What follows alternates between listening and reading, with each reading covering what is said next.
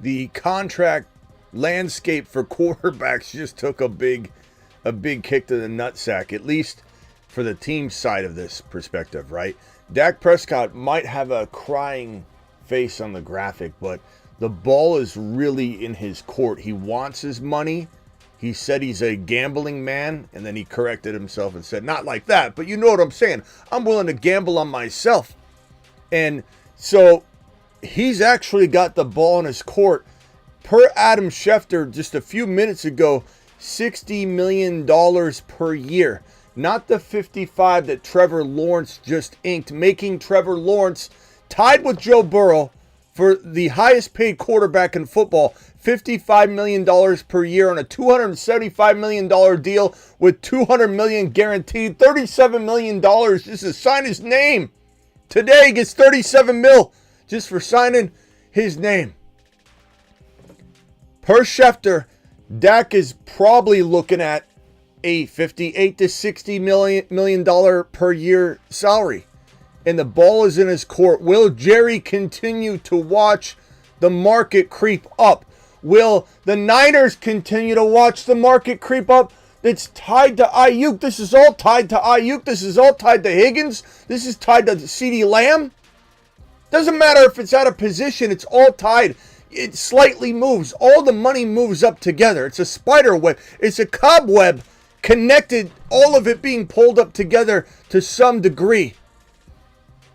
They need to pay Dak Prescott in Dallas. They need to make CeeDee Lamb's future secure for us in fantasy football, damn it. The Fantasy Football Show begins right now.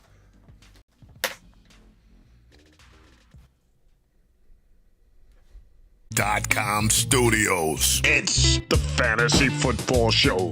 Live! Monday through Friday, 8 p.m. Eastern. Smitty is also live whenever news breaks. From the FantasyFootballShow.com news desk, here is your breaking news. I know a lot of people are going to say some mean things about T-Law. You know, and I see John already just, T-Law doesn't deserve that. No one's saying deserves to be maybe the highest paid, but the way that the quarterback salaries go, at least, the running backs don't go this way. Running backs just keep going flat unless you're McCaffrey, you'll get something. Like, you know, Bijan would get something.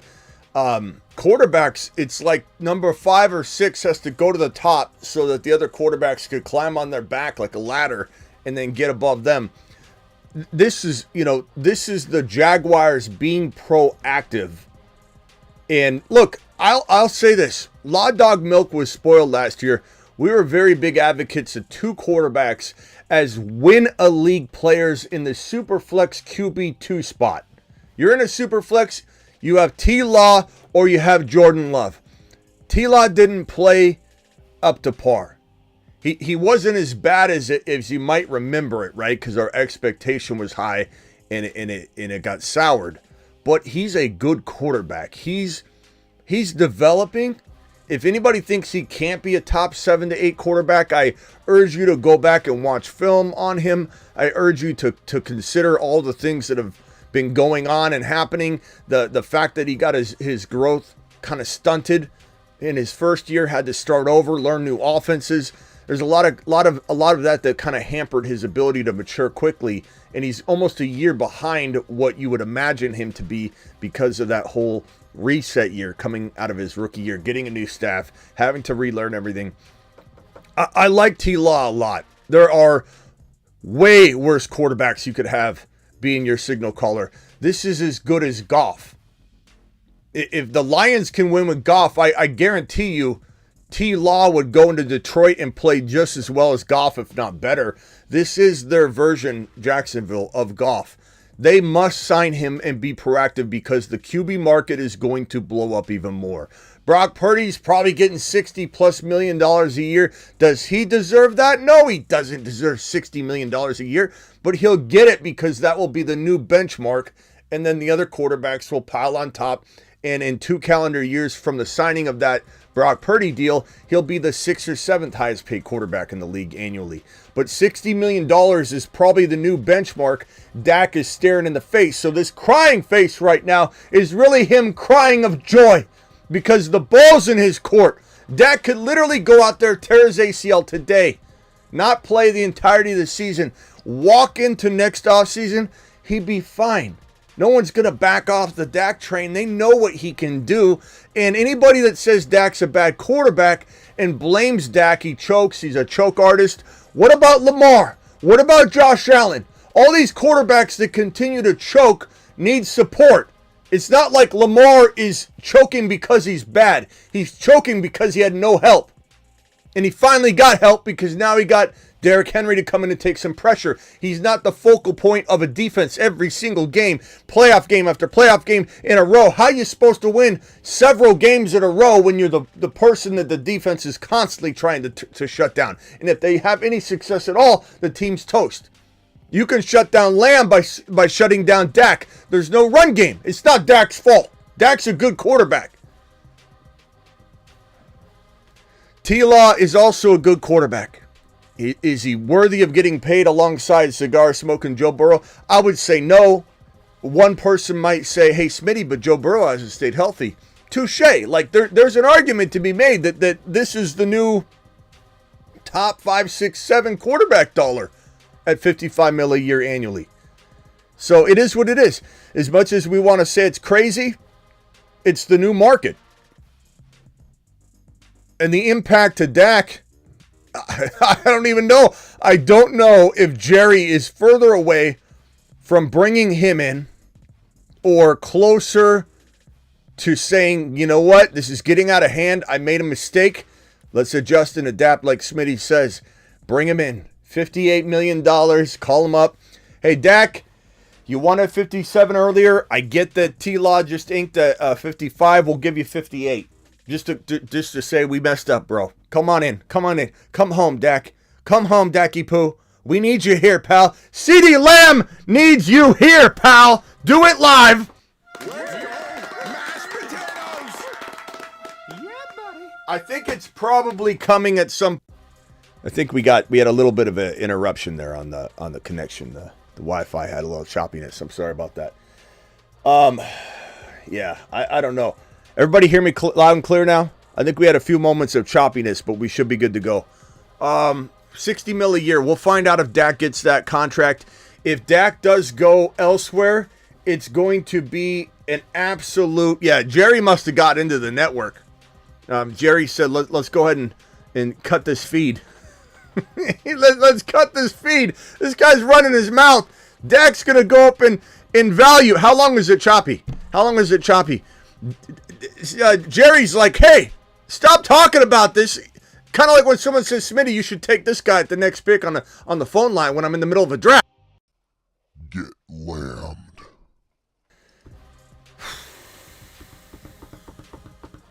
Okay. T-Law. Here's some more on this. Joe Burrow, $55 million. T-Law, $55 million. Both they're tied for the highest paid annually quarterbacks in the National Football League. Again, it's a $275 million extension, including $200 million in guarantees.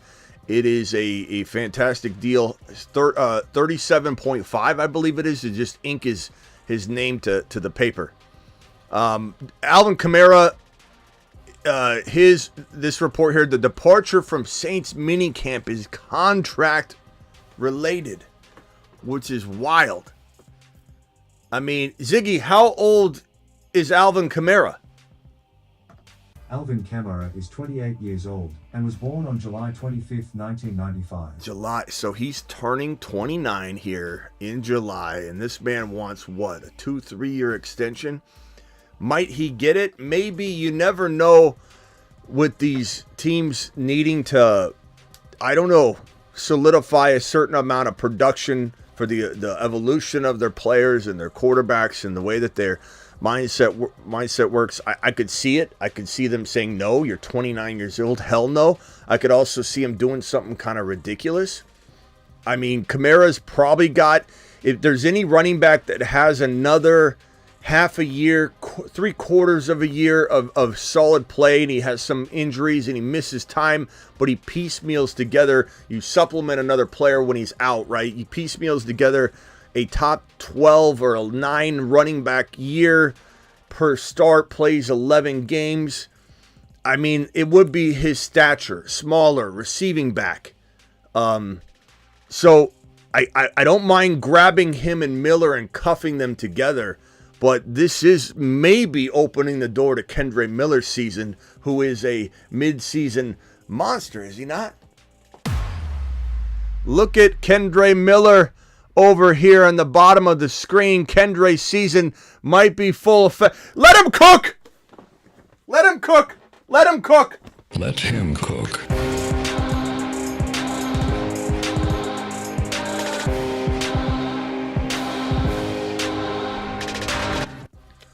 We got a little bit of another cream soda going on today. These things, I'm getting quite addicted to them. Alvin Kamara is definitely a player I'm not drafting heavily, but his ADP's at a reasonable territory. We're talking about that territory of like Najee and maybe a little higher than him, but depends on the draft app you're drafting on. But he's a pretty decent value if you can cuff him to Kendre. So I'm kind of warming up to that idea. Commanders, look, this is why we're really here today, is it not? I mean, and I actually have another graphic here. Jaden Daniels. Where's my Jaden Daniels graphic? In fact, I need to get this on screen because this is the updated version of this graphic. Yeah, there we go. Let me put this over here. Jaden Daniels, there's a report here. The Commanders' head coach, Dan Quinn, said the team has not yet determined who the starting quarterback is. First of all, you might even, I mean, I know because I look at it every day, but you might say, well, who's the backup? It's Marcus Mariota. Not saying Marcus Mariota is a horrible backup, like you need somebody to come in and run a little bit and try and win one or two games. But there's no threat here. This is kind of just like, let's let the rookie kind of earn it, you know? Let's keep him humble right now.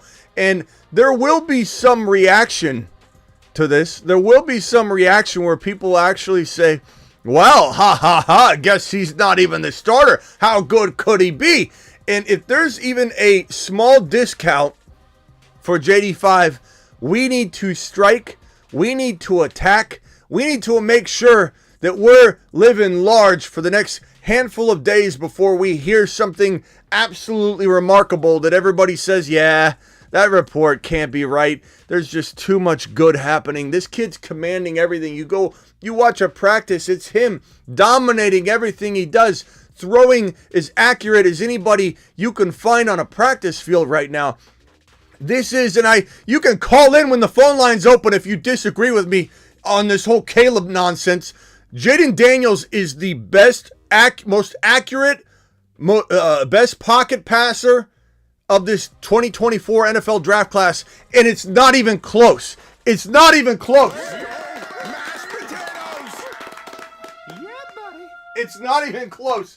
If you think you're going to come on here and talk to me about how Jaden Daniels isn't the most accurate quarterback in this draft class, how he's not the best pocket passer in this draft class, that he's not the most talented overall player in this draft class, that didn't have the toughest competition in this draft class, you're welcome to dial in. Because I'll have a field day talking to you. Jaden Daniels is him, and he's going to Saturn. To Saturn. Absolutely. And number one, that's number one. Number two, he's a 5. There are 2 5s? JD5, AR5? There can't be. Oh no. They're gonna cross streams.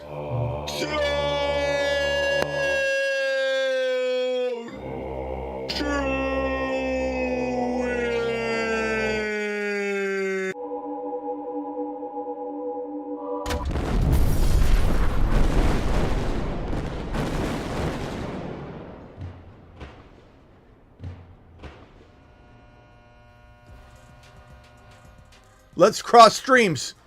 Cross streams! Mashed potatoes! Yeah,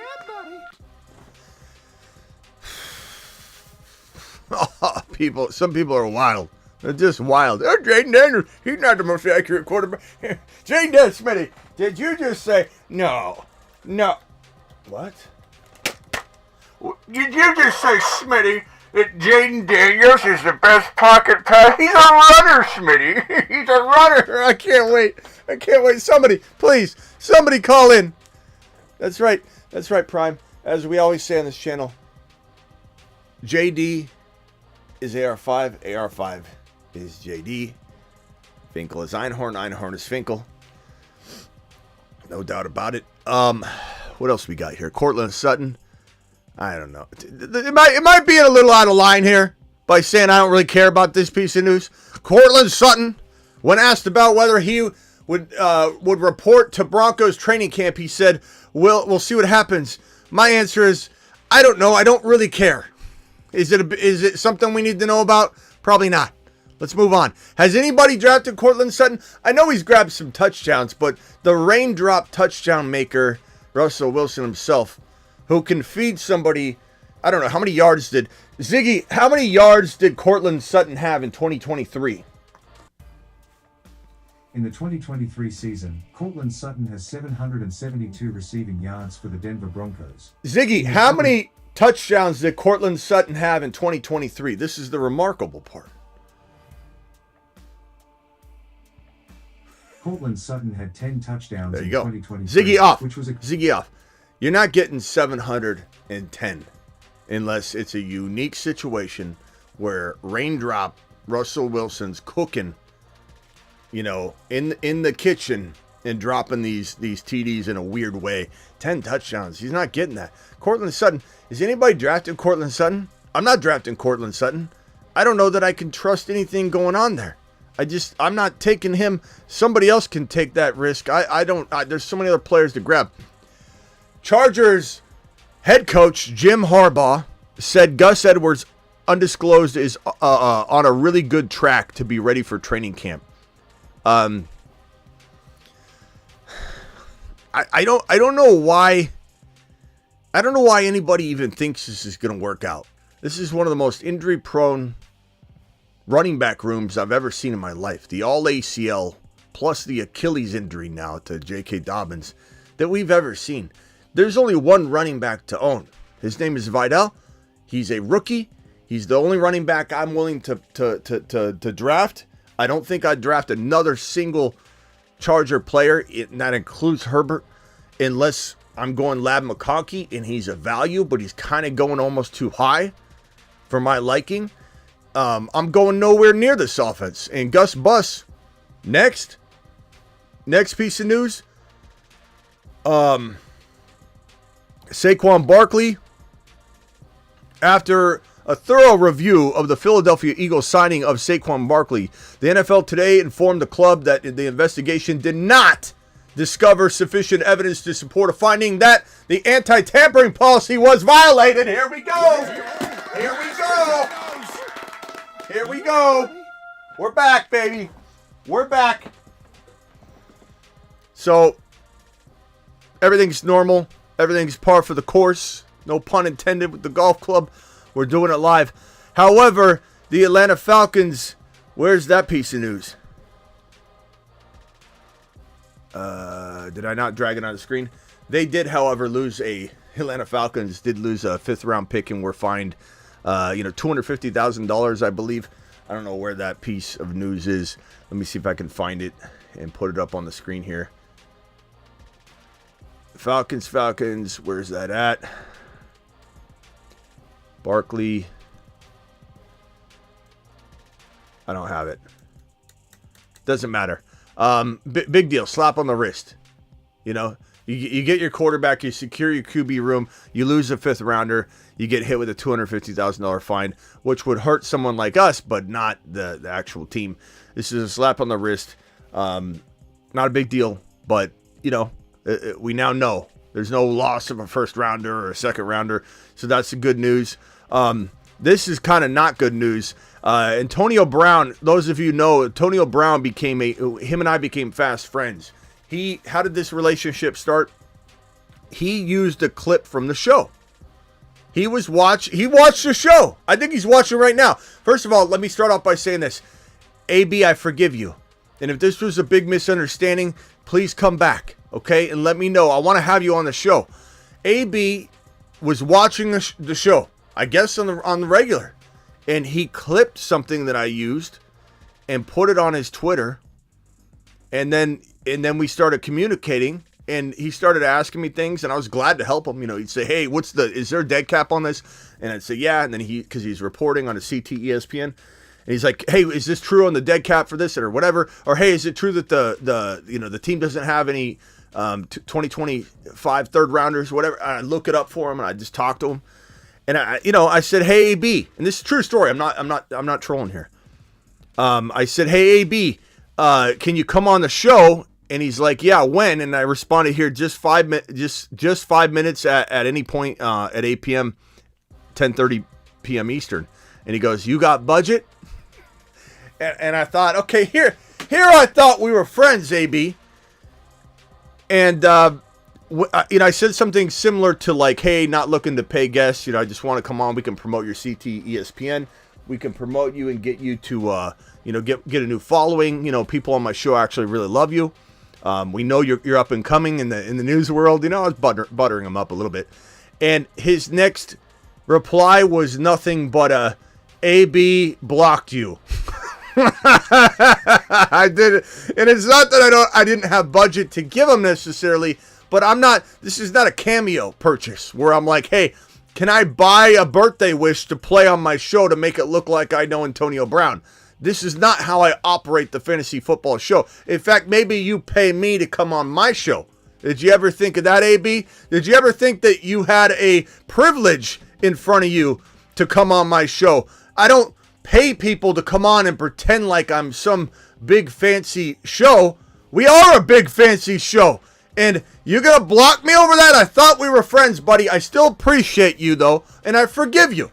Let's go, mashed potatoes. Yeah, buddy. That's probably some of the bigger news of the day. AB block. You got budget? That's my new line. You call to the phone line and you ask me for some advice, I'm going to ask you if you got budget. And if you don't, we're going to block you. No, I'm just kidding. Kinda. Depends on who it is. That's all we got right now. A lot of news, really, we got to talk about the impact of the market real quick, and then I'll open the phone lines. But I'll just say this. I'll just say that, Goff really kind of did what Christian Kirk did, many years ago. Or was it 2 years ago now? It was 2 years ago. Where Christian Kirk money really messed up the wide receiver market. I blame Christian Kirk for a lot of this. But Christian Kirk getting that Christian Kirk money just triggered a whole bunch of other players to request more and more and more. And the guaranteed money went up, and everything's gone crazy ever since then. Deshaun Watson's also a big part of the blame. Getting that $230 million guaranteed deal has put a big focus on the guaranteed money that wasn't always necessarily in the spotlight. And now players are getting $200 million guaranteed, like T. Law. $110 million guaranteed to Justin Jefferson. The $200 million guaranteed absolutely affects the next wide receiver to get inked. So if it is going to be Jamar Chase, who is showing up, by the way, to camp, CeeDee Lamb could be next. If CeeDee Lamb, a $200 million guaranteed amount to T. Law almost guarantees you about a $2 to $5 to $6 million uptick in guaranteed money for a Lamb or a Jamar Chase. And an uptick for Lamb or Jamar Chase is going to mean an uptick for Ayuk and Higgins and everybody below, because it's all interconnected web. There's no, it's a different position. And probably one of the craziest things and most out of pocket and out of touch things you'll hear from anybody is when we say something like, you better get Ayuk signed or Higgins signed or Lamb signed, or no, specifically Ayuk or Higgins. You better get Ayuk or Higgins signed, because if Lamb gets his deal or Jamar Chase gets his deal, then you're going to see Ayuk's price tag go way up. And people, a very oblivious, I would say, non-football, really versed person would say something like, "This is not JJ. Ayuk's not JJ. Ayuk still doesn't get impacted by it. Did he just say he's not getting JJ money?" As if you just don't understand. And that's okay. We're here for you. Everything is connected. So T-Law is affecting in even a small way what Higgins or Ayuk or anybody's going to get. And when value is affected like that, when the asking price goes up for Higgins or up for Ayuk because of T-Law or because of Chase or because of anybody, as the whole market increases like the stock market. If the overall stock market's up, guess what? Every little stock's kind of impacted in small, minute ways, right? The further away you get from that position, there might be less of an impact, but you are absolutely out of your mind and oblivious to how things work if you truly believe that these things aren't interconnected. But I will say this. I will say that every time a big deal like this happens, guess who is less likely to be a good trade target? Brandon Ayuk. Brandon Ayuk and Higgins going up in value is not attractive for a team that they don't necessarily want to pay that amount. I think there are a couple players that would, or I shouldn't say players because that's confusing, a couple teams that are in the mix, like I was going to say trade players, trade partners, a couple trade partners that might be willing to spend the money on Ayuk. And that would be maybe Washington to get JD5, his buddy. You know, kind of like AB and I were fast friends. Ayuk and JD5 are as well. Get these ASU alums together. And so there are a couple scenarios I could see it happening. And I could also see Ayuk taking a little bit less money in a way to tuck tail and say, I know I'm not going to get what I want, but I can't go back to the Niners with my hat in hand and my tail between my legs. But if I'm traded, I could say, I just wanted out. That's why I took this lesser deal than I wanted. And I'm fine with it. There's some incentives packaged in. And he could certainly do that. You know, 1,500 yards, $500,000. 1,200 yards and 10 touchdowns, $500,000. Win the division, $500,000. You can put all those kinds of incentives in, and then if the Commanders meet those goals, then they're happy enough to pay him. So I think Ayuk could get traded in that kind of scenario, but Debo's the more likely player to get traded. But every contract that comes downstream is going to make it less likely that a deal gets done. Phone lines are open. Dial into the phone lines brought to you by the Addict.shop. Call into the show. Call into the show.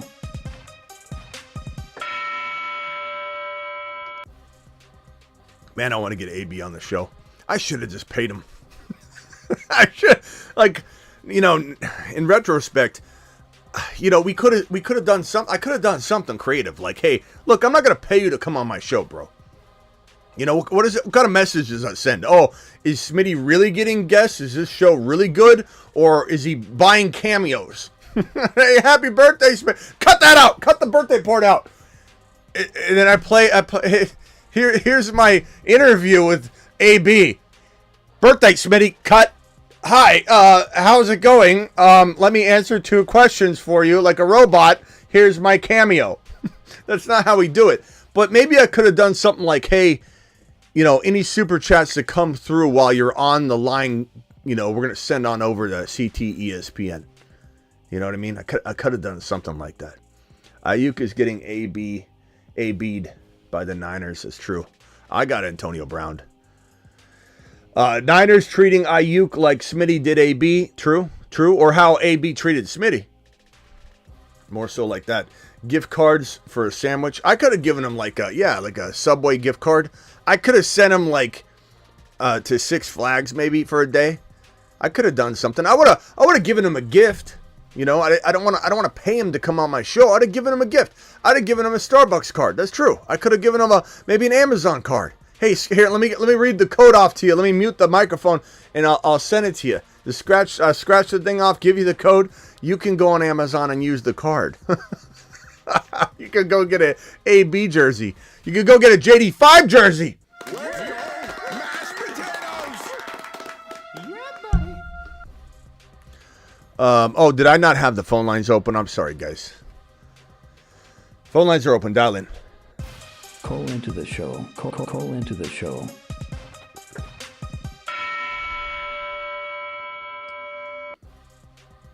Okay. Just Sherman says, you still here? Isaac Rendo or a 26th third rounder? Give me Grendo, bro. I mean, look, he gets drafted like in the 4th round, but you missed out on him and you want him. I'm no problem paying that price.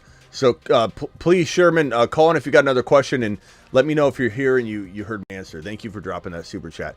John complaining about where the ad placement is on the YouTube app. I don't have control of that, John.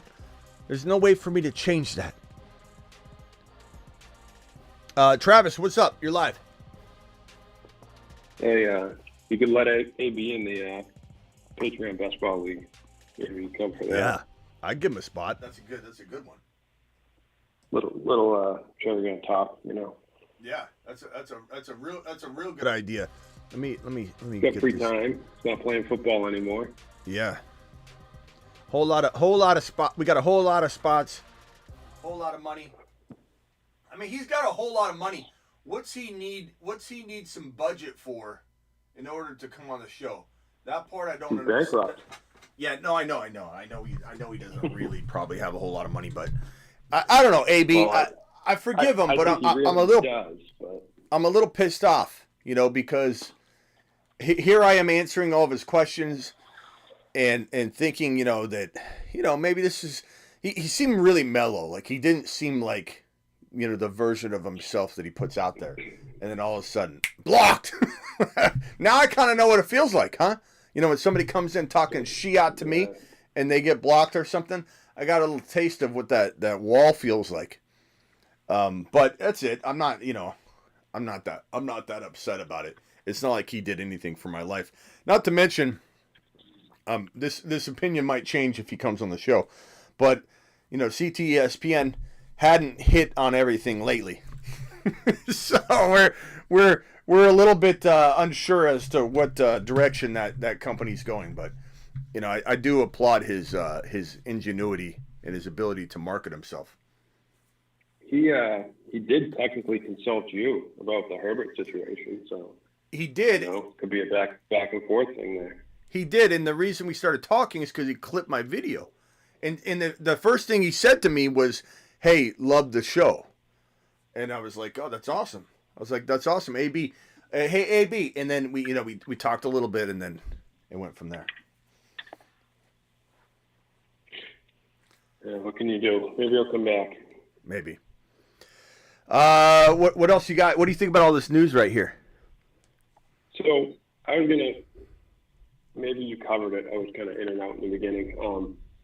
Why do you think they rushed to sign him rather than play it out or franchise him like the Cowboys originally did with Dak? And Motion detected at the Just front because- door. Ziggy, show me the front door.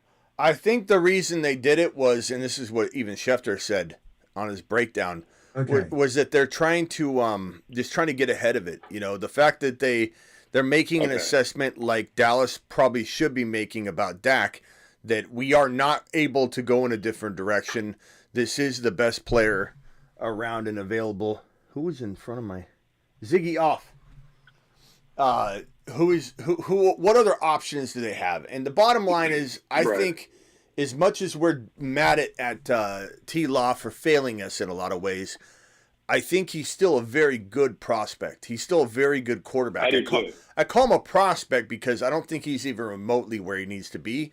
I think he was held back by that stupid offense he was handed in year one with Urban That's a Meyer. great point. The Urban Meyer Yeah. experiment it not only set him back to square one, like almost like his rookie year was his second year. It almost set him in a negative territory. He almost had to work his way back from just a horrible situation. And he comes in, and I think he's had really good moments. That playoff win, like you remember the IHOP situation? It was like he wasn't really thought of to be that guy yet, and then he had that comeback win 2 years ago, and everyone's like, "Holy shit! The whole game was over." And T-Law brought him back. They won. It was like a last second kind of win. And then he walked into the IHOP, that famous IHOP scene, and they're like, "Trevor," or whatever. And it's like a star is born. But I know we all kind of felt like down deep, he didn't really prove it up to that game a little bit. He was kind of spotty. There's some waves. He wasn't quite primed yet. But we thought maybe that was the birth of a new man. And so the next year we get excited and he doesn't quite deliver. But I watch a guy that knows how to throw the football down the field. I can see a guy that knows how to read defenses. I can see a guy that has the arm talent and physical ability as anybody in the National Football League. And I think if he's developed right, and maybe there's a chance that this current staff is not even his long-term staff. I don't want to make assumptions here. That wouldn't be a good thing because then he's got to start over again. And then there's a risk that he can never climb out of this continuous struggle of learning a new system. Herbert's in a similar situation.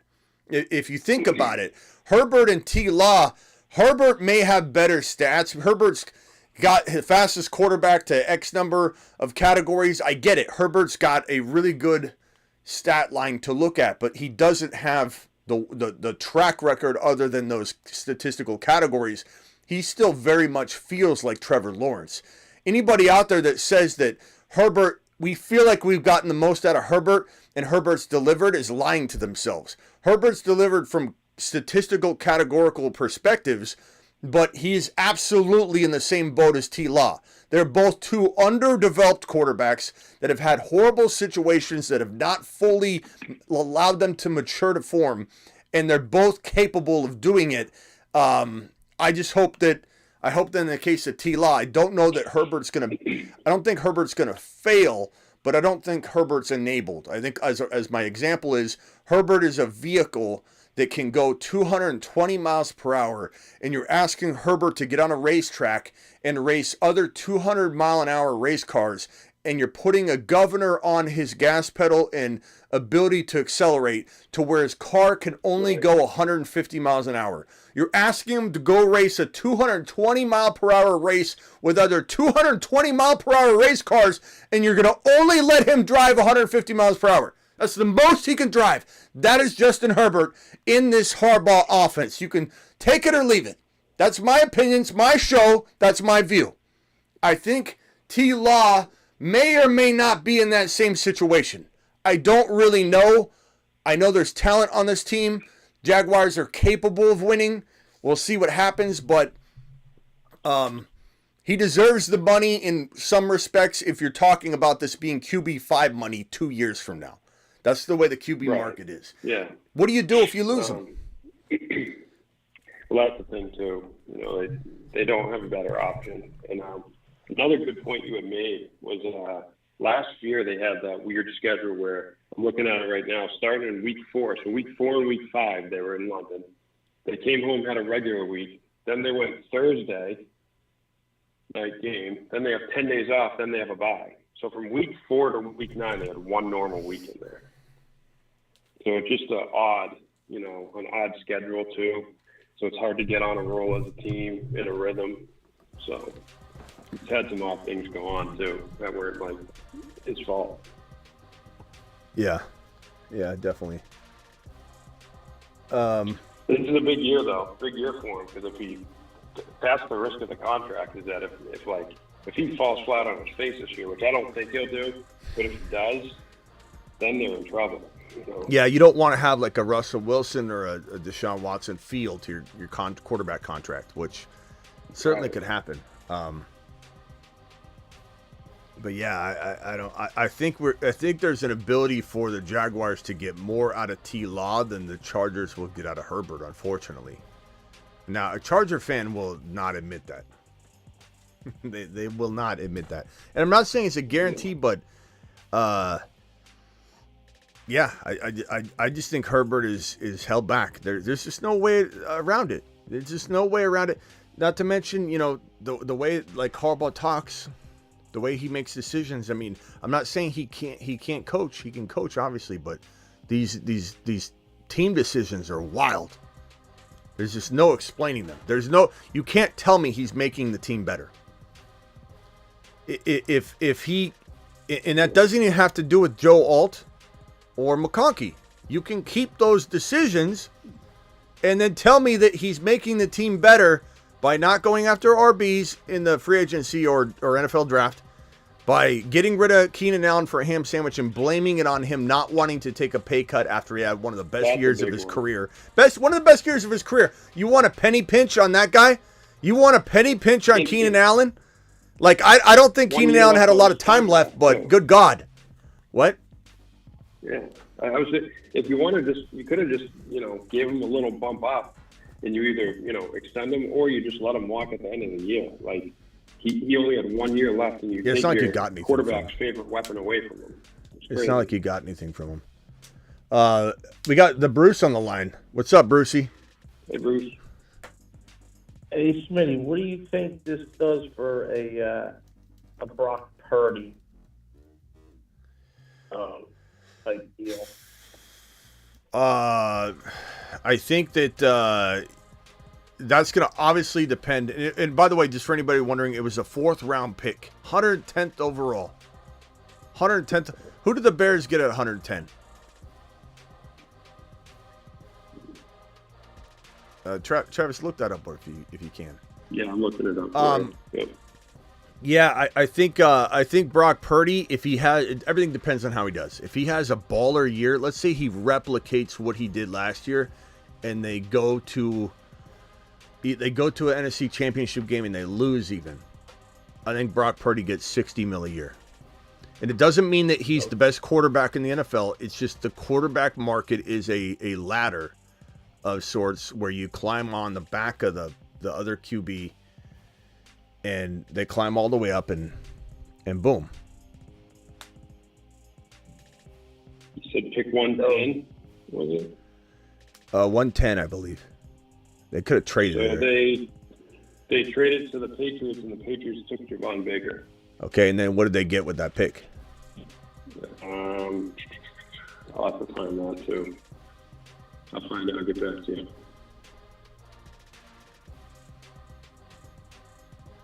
Smitty, you can argue the Harbaugh is not making it better for fantasy. Agreed, and 100% he is not. But he's definitely making it better for football. No, he's not. I can't argue that. I can argue both of them at the same time. I can chew gum and talk at the same time, Mustard. Take a lap.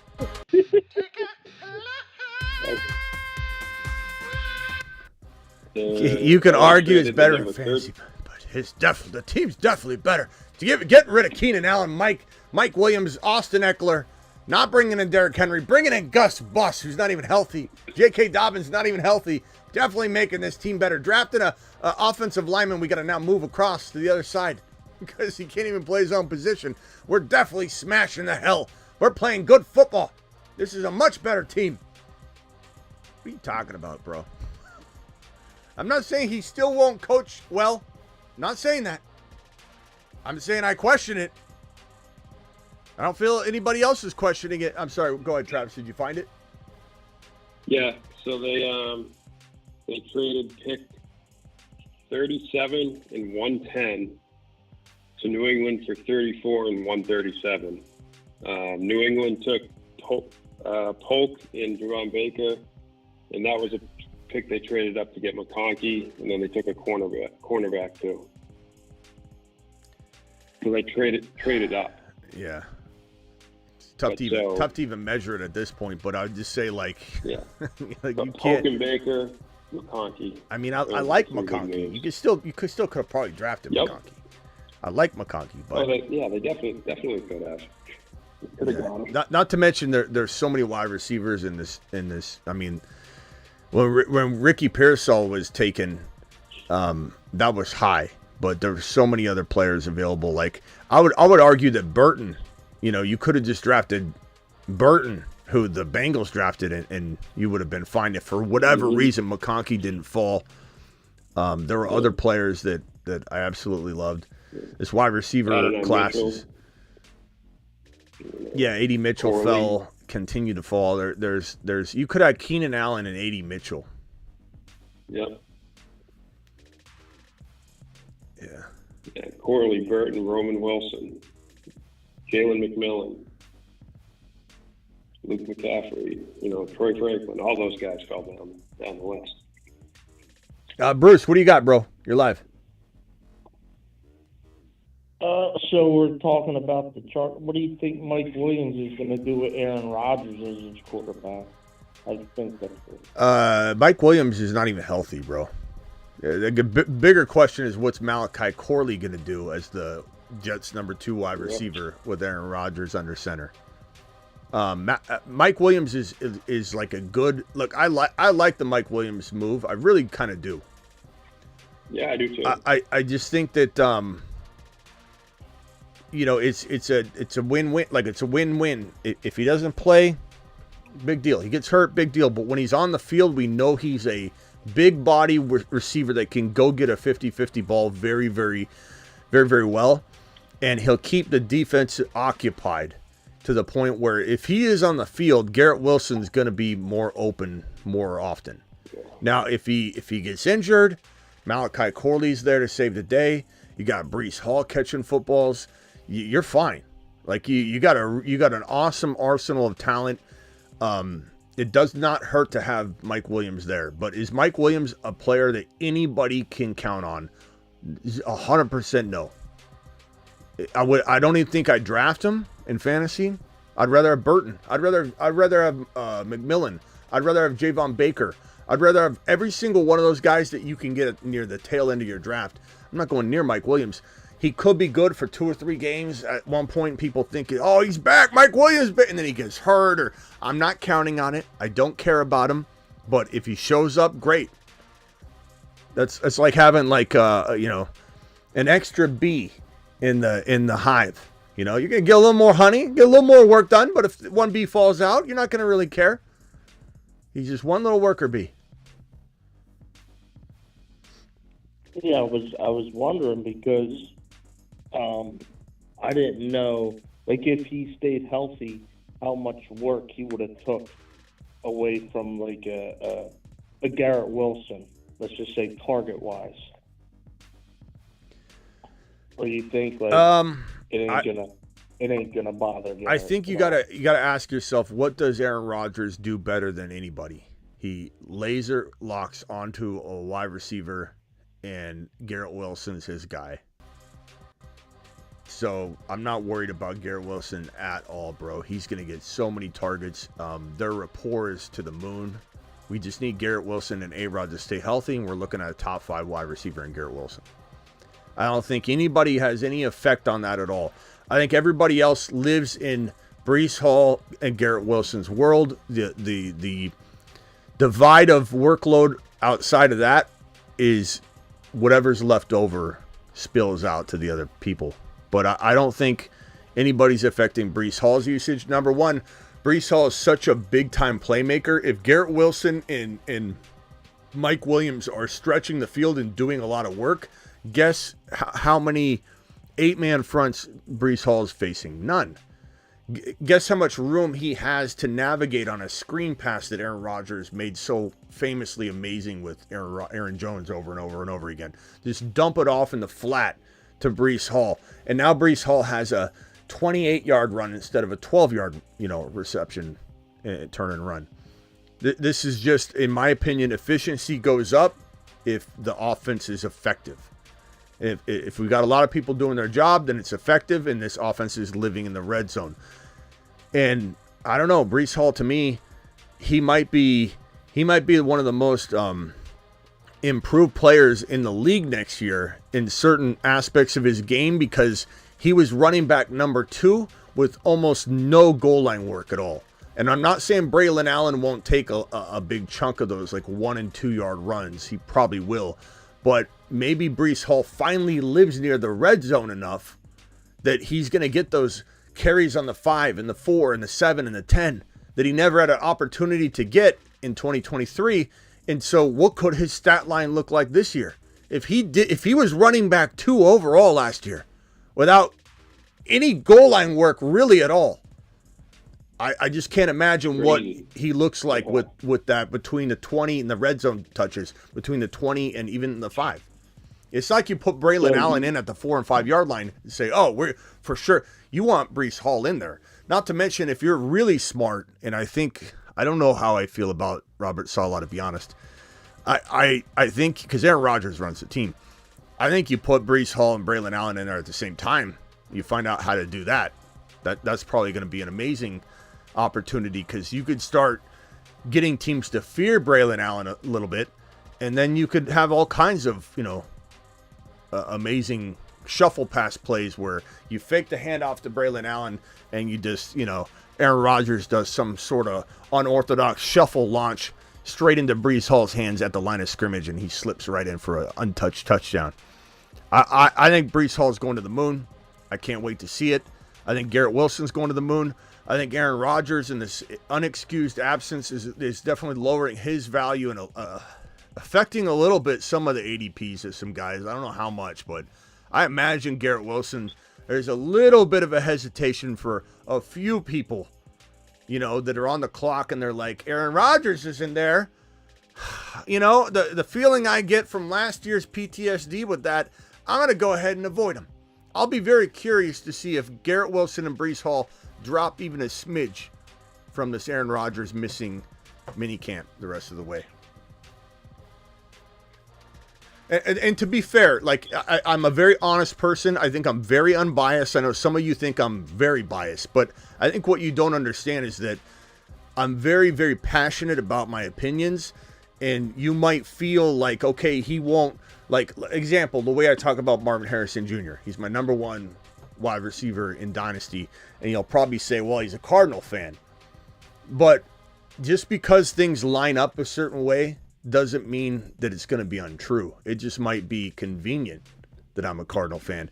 You didn't hear me talk up any Cardinals really at all, ever, for years. So it just happens to be that is the situation. And if I'm telling you, Bijan Robinson is going to be the number one running back this year, and you just say, well, last year Smitty liked Bijan and it didn't work, he's doubling down, and it's bias involved. It's not bias involved. I'm very, very good at adjusting and adapting. Who here's banging the drum, beating the drum over and over and over again on Josh Jacobs, who I was so against drafting last year? This guy. Who told you to stay? Who told you to? What you said, Bruce? I said, did he ever unblock you? No, he still blocked me. He blocked me on social media because I ripped him a new one when he told his fan base he wasn't playing to try and trick fantasy because he hates fantasy football. And he said, I'm not playing today. And all of the people benched him across fantasy football. This is 2 years ago. And then he played. And then he played badly at 1 point. And anybody that subbed him out got more points. So it ended up backfiring on him. I scored more, you bonehead. And people just went nuts on him. Then he started saying, come to the stadium. Here's the address. And he started challenging people to fights out in front of in the parking lot. And that his team cracked down because he started deleting them after. But he went nuts. And so I reamed him. And he blocked me. So I'm telling you, I'm unbiased because why am I beating the drum for drafting Josh Jacobs this year? So the question was, I'm going on a tirade for, what was that? What were we talking about? Breece Hall? Why did I even bring this up? Breece Hall and Garrett Wilson, because Aaron Rodgers is missing mini. Oh, yeah. People. Yeah, I think I was going on that tirade, just saying that it's not bias involved. It's not me doubling down on Garrett Wilson because we said he'd be great last year.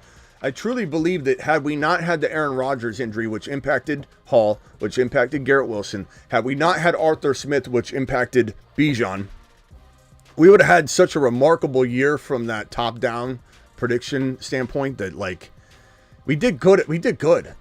Some people will say we didn't because they're haters, but we landed a lot of shit last year. But some of the biggest stuff was impacted, kicked right in the nutsack. And you got to ask yourself, are you riding and dying out of you're being a double down Donnie on Bijan? Or do you believe that we were a year early? Do you believe that we're doubling down on Garrett Wilson? Or are you a believer that we got kicked in the nutsack a couple times last year? Unfairly, but it is what it is. Breece Hall tearing his ACL. There's a perfect example of somebody saying, I doubled down. I'm no double down, Donnie. I don't do the doubling down. Some of the haters out there do the doubling down. They're the Donnies. When your boy said Breece Hall was going to explode and he tore his ACL, it was so unfortunate. Nutsack kick deployed right to Smitty. Double kick, double whammy, each one twice.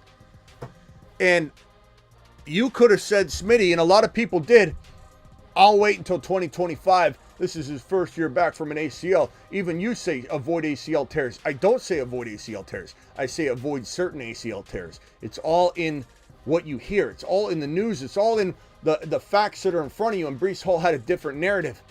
It's so important how your rehab is and how young you are and all that stuff. And Breece Hall had the makings of exploding his first year back from an ACL tear, and boy, did he. So was that doubling down? He was running back too. I would say it was Smitty approved. You've just been Here's Smitty the approved. question I have for you. Go ahead, Bruce. Breece Hall or Gibbs? Which one would you rather have, or would you just say, okay, 50-50, I'll go? Let me ask you. Let me turn the here, tables on you, Bruce, asking me such a terrible question. Who do you choose, your mother or your father? Is your mother and father listening right now? How dare you? How dare you ask me which child to choose? Theo, call back in. Theo, I'll let you jump right on. I'm sorry I made Theo wait. He hung up. I would say I'm dividing it up, bro. I'll show you. Theo, let me come to you next. Don't hang up, Theo. I got you next. Just wait right there. Here's my redraft running back rankings. Okay, and right now I have Breece Hall number 3. I have Gibbs number 4. But I've said it. I said it on this live stream, I think, at the end, and I also have said it a couple times that this is so close. It really should be a 3T, like a two-way tie for third place. I would draft one in one league and one in the other in side-by-side leagues if I only had 2 leagues and I got the 5 pick or 6 pick and I wanted to go RB and I felt like RB was the best. Let's call it the 7 pick. 7 pick, the wide receivers you want are off the board. I would take Hall in one draft and Gibbs in the other, assuming Bijan isn't available. So it's a tough question, but hold on, Bruce. Let me go over to Theo. Theo, what's up? You're live. Oh yeah, no. I only hung up because my phone was like acting that's right. weird. Would you trade Bijan for Drake London in a 25 first in the Superflex League? Where's my Okay, we might have got the the super chats to finally respond. So we got one from Coble. Coble, appreciate you. Coble dropping a super. Let me get to that 1 second. Give me the trade one more time, bro. Drake London in a 25 first or Bijan in a Superflex League. Where's the first at? Mid to late probably. Yeah, no thanks. You keep Bijan? Yeah, this is in a super flex. London's probably a 3rd rounder.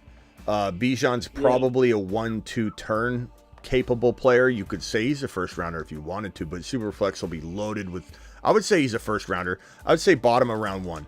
So bottom of round 1. Well, that should be first. I was saying round. So he's a 1st rounder, bottom of round 1. London's a 3rd rounder. In this 25 first round, bro, I mean, in a super flex, who you getting at like 7 overall? You know, in a super flex, a pretty good player, but give me Bijan all day. All right, cool. And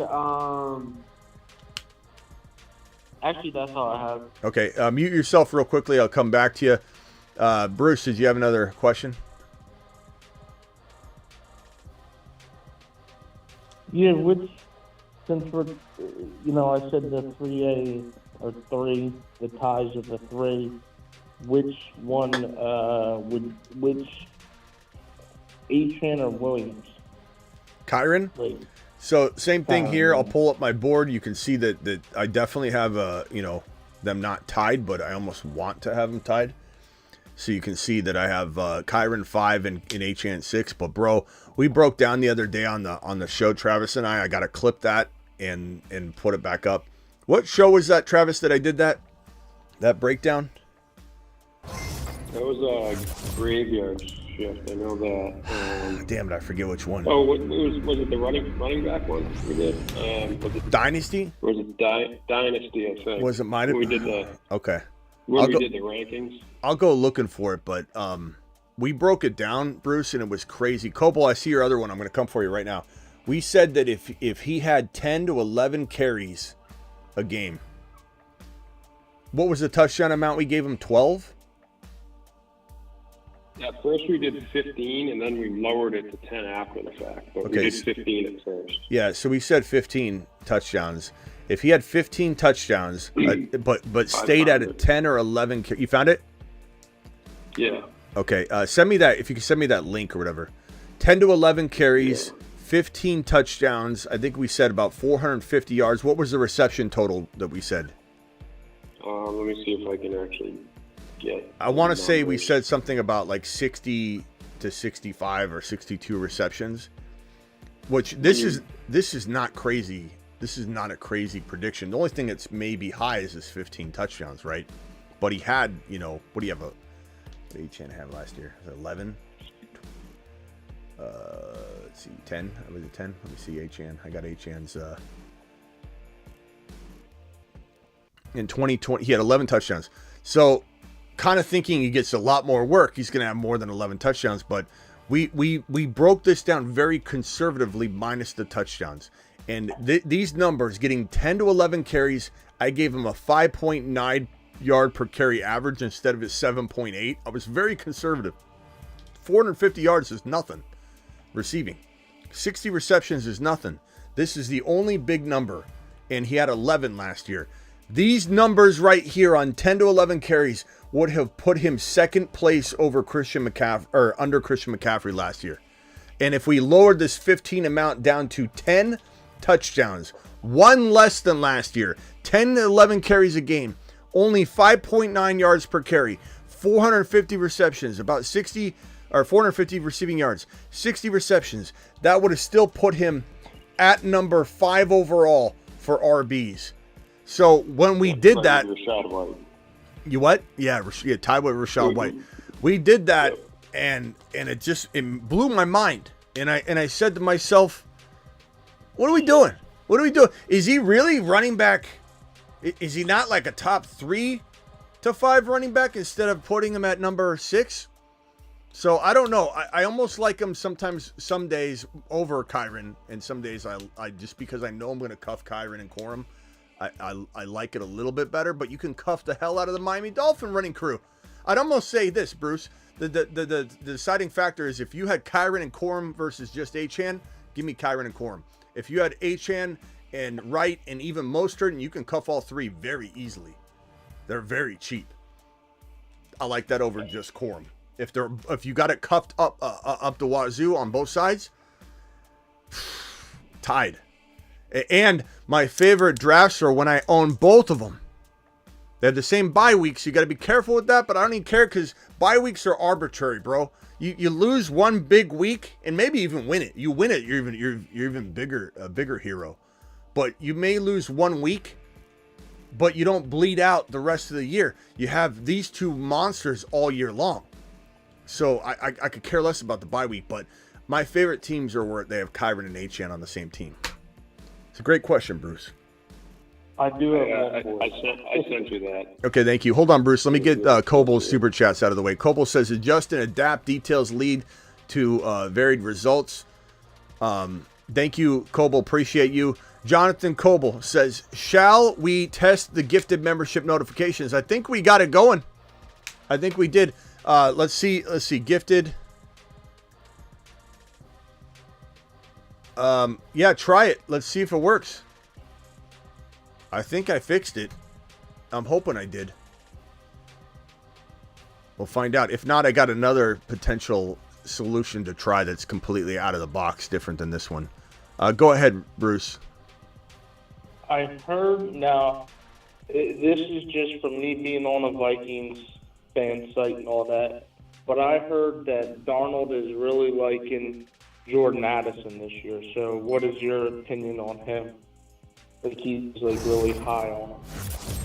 It looks like we did fix it. Jordan Addison. I don't know, bro. I kind of feel like, thank you, Coble. I'm gonna get the Space Monster one back. This is my test to see if I fixed it. We got 5 gifted memberships by Coble.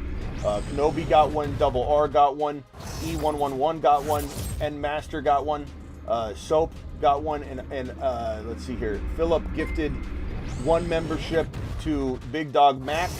So thank your corresponding peep for that. If Penix Jr. balls out, you're going to see all kinds of crazy fan shirts and memes. You are. You're going to see, I believe in Penix. All that stuff. Appreciate you guys dropping those. As for your question, bro, Addison to me, I don't think Darnold is a player or QB that's going to saturate the wide receivers with targets, bro. And you got JJ to feed. So as much as I like Addison, and I do, I don't know that his situation is conducive to a consistent type of fantasy football production in 2024, my guy. Do I take him? It depends where his ADP falls. He's got a decent ADP, so I would not say he's an avoid by any means, but is he somebody I'm going after in every draft? No. He's somebody that I'll occasionally draft. So right there, you know that I'm not hating on him. I'm not avoiding him. Addison's a fantastic player, but he is trapped in a different world than he once was. A Kirk Cousins environment fed him to the tune of what some wide receiver ones don't get in their environment. Like, he could get almost Michael Pittman Jr. numbers in that kind of volume that Michael Pittman was getting in Indy in this Kirk Cousins-led offense in Minnesota. But under a Darnold offense or under a McCarthy offense, you're probably looking at a much lower volume, and I think Addison becomes a Godwin. Are you drafting him? Sometimes. But he's Godwin. You know, maybe Godwin, a lot of people think Godwin's going to have a bounce back year this year, but I'm not so sold. Let me go over to Theo. Theo, you got anything else, bro? Oh, no, I'm good. I'll see you later. All right, later, bro. Travis, what else you got? I know people have been asking about Rashad White. We were talking about him the other night, and I keep going a little bit back and forth on him just because, you know, he wasn't very efficient running, but, I mean, like, amazing pass catcher. And then Dave Canales left the team, and so it's kind of like, you know, trying to figure him out is kind of hard. And then I was looking at stuff, and I guess the guy that came in to be the offensive coordinator is from the Rams. So that could be a plus in his category. Just because, like, if he uses the McVay system, they use one running back a lot, you know?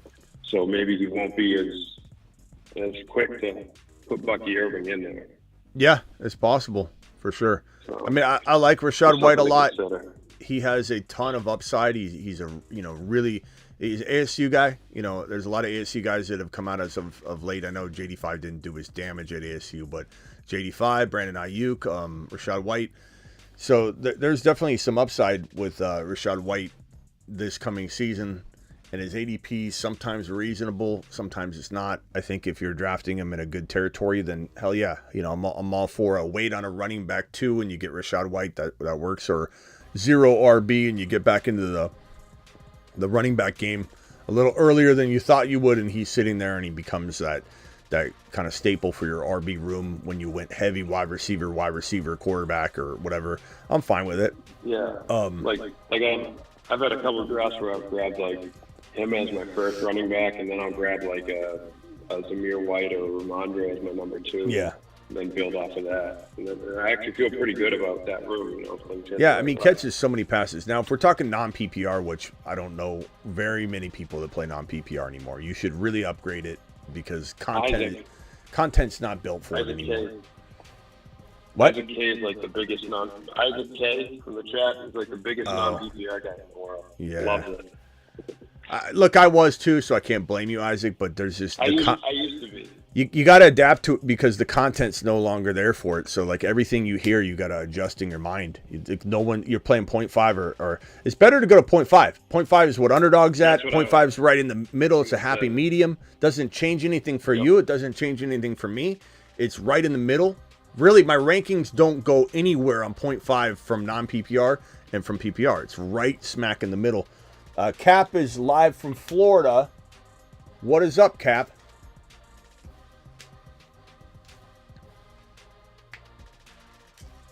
Cap? Hello? Hello, You're Smitty. on mute. What's up? You got some... my blood pressure, man. How are you? Good. What's wrong with your blood pressure? Oh, no, man. I was doing some cardio right now, and I started getting the breaking news about Trevor Lawrence, man. So I need to find out the actual number, not the fake money number. What is the actual number? 40 or 55? 55. What made you think it was 40? Because they're saying it's guaranteed $200 million with like a $37 million signing bonus. So I was thinking 5 split into 20. No. 40, right? I'll pull the contract details up right here. He's the second highest paid, or he's tied for the first highest paid quarterback in the National Football League. Him and Joe Burrow are both getting $55 million each. They're the 2 highest paid quarterbacks in the league. So with that being said, yeah. I'm sorry. Go ahead. Go ahead. And it's $200 million guaranteed, $55 million a year, $275 million deal. Okay, so now with that being said, we heard the market was the market quotation in Miami last week. Do you think that the market still dictates where we're going as a franchise moving forward? Do we go ahead and set the market after that? What are you trying to ask? Like, are you asking if it's a smart move to do this, or are you asking about something else? Do the Dolphins set the market after that move? Oh, with Tua. No. I mean, will they? Maybe. But, like, if it's me, bro, I'm willing to risk that I franchise tag Tua Tagovailoa next offseason. Interesting. I don't think it would be smart to give a man that could take one hit. And I know someone's gonna say, look, he didn't have a concussion last year. To be honest with you, and this is reckless speculation, but I'm prefacing that, so it's my opinion. I like reckless. Yeah, it's my opinion, but you don't know what he suffered last year. If you were in the midst of getting a record-setting $200+ million contract and you had maybe the signs of another concussion, would you go to the sideline and put your entire career at risk if it happened, let's say, at the very end of the year?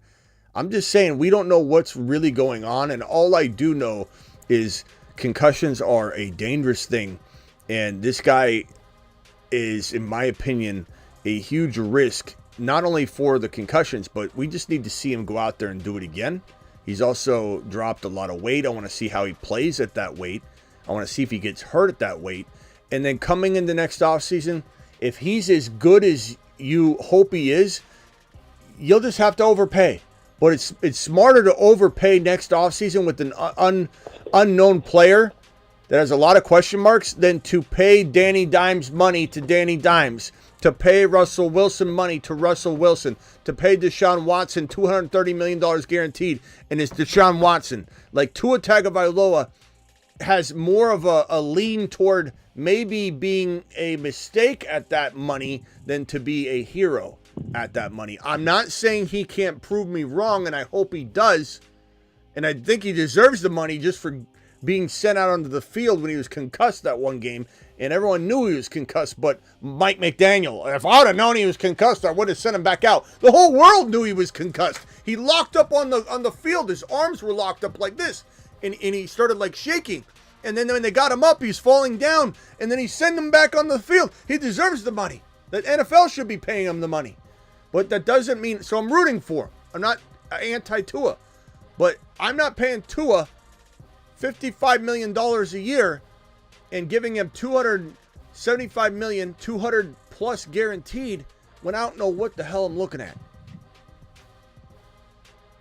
No, that's fair. You know what I'm saying? That's why I'm asking, man. Yeah, no, you know your stuff, and I come to you to know. Well, I mean, I could be wrong. I was literally in the gym when I heard this, bro, and I said to myself, iron, holy crap. He said he was pumping iron, bro. Bro, it's been raining like hell. I have not gotten out of the house, bro. It's bad over here right now. It's like it's bad, bro. It's bad. Bro, last time I was in Florida, someone told me, and I had no idea about this. Certain parts of Florida, but I forget. I was near. I want to say I was near. I don't know if I was where you could tell me where it is. But somebody told me it rains every day in Florida, and I was like, yeah, right, whatever. They're like, no, it rains every single day at 5 o'clock or something like that in Florida. I'm like, you mean it rains a lot? No, it rains every single day at 5 o'clock, very short shower at like 5 o'clock in Florida, or whatever time it was, you can correct me. And I'm like, you're lying to me. But it was true. No, I mean, we've had a drought the past 2 months, so we're making up for that drought. But I'm telling you, yesterday alone, I saw a guy on a jet ski down the expressway. That's crazy. But where does it rain every day in Florida? It rains every day in a certain like city. I went to school down in like the St. Pete, Tampa area, And it was like that. The first week I was down there, I was outside. And all of a sudden, everyone that was outside just goes inside. I said to the kid, I was like, "What's going on?" He's like, "Oh, it's going to rain. It rains every day." I was like, "No way." That's how I found out about it. I was like, "No way." I was so confused. Like, everybody just disappeared. No, now I got to do research and find that out. He lives in Florida, doesn't you know? Yeah, no, I think it's Tampa. I think Tampa is where it was. It was Tampa. So that's right. Yeah, especially like this was like August, September, like that time of the year too. Rains quite a bit in there. No, but man, speaking of rain, bro, and I'm gonna let you guys go, man, because I gotta go, man. But speaking of rain, the amount of rain narratives that are gonna be spewed in Miami over this signing is gonna be insane. I'm all for it. Yes, sir. All right, later, bro. You guys have a good one, man. Later. This is gonna be wild what this contract does to everything. Dak Prescott is licking his chops. Absolutely licking his chops. I think. Tell me what you think. I think this makes Miami panic and sign to it. It might make Jerry panic as well, because literally Dak is like in the best possible position.